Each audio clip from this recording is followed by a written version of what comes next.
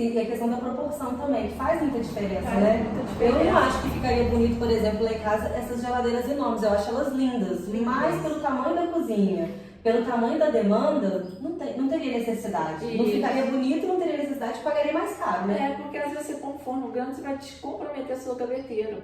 E Entendi. quem fica sem um gaveteiro? Exatamente. Né? Então vai comer a porta ali debaixo da sua pia. Então, assim, muitos detalhes Que fazem muita quando diferença, você né? vê